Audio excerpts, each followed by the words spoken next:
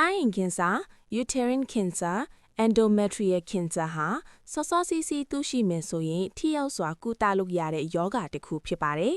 ဒီယောဂရဲ့အဖြစ်များဆုံးလက္ခဏာတွေကိုအောက်မှာအုပ်စုခွဲပြီးဖော်ပြပေးလိုက်ပါတယ်အဓိကသတိထားရမည့်လက္ခဏာသွေးစင်းခြင်း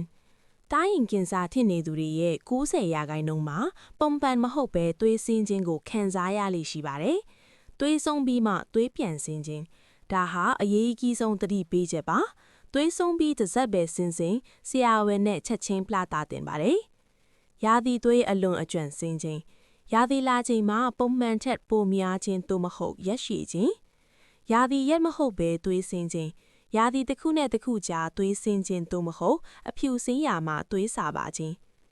နှစ်တခြားသောခန္ဓာကိုယ်ဆိုင်ရာလက္ခဏာများမိမကုံမှာအရည်စင်းခြင်းသွေးမပါတော့လဲအနံ့ဆိုးသောသို့မဟုတ်ပုံမှန်မဟုတ်သောအရည်များစင်းခြင်းစီးကုံသို့မဟုတ်ဝမ်းပိုက်အောက်ပိုင်းနာကျင်ကြွက်ခဲခြင်းရေရှည်နာကျင်ကြွက်ခဲနေခြင်းလိင်ဆက်ဆံစဉ်နာကျင်ခြင်းအတူနေစဉ်အတွင်းသို့မဟုတ်ပြီးနောက်တွင်နာကျင်ခြင်းသွေးစင်းခြင်းကိုယ်လေးချိန်ကြဆင်းခြင်းအစားအသောက်မလျှော့ဘဲတိတိတတာပိန်သွားခြင်း၃စီးနှင်ဝမ်းဆိုင်ရာပြောင်းလဲမှုများယောဂအနှဲငယ်ရင့်လာတဲ့အခါမှာအောက်ပါတွေကိုခံစားရနိုင်ပါတယ်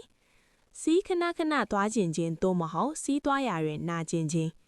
ဝမ်းပိုက်ချိန်မှာတစ်ခုခုခံနေသလိုခံစားရခြင်း pelvic mass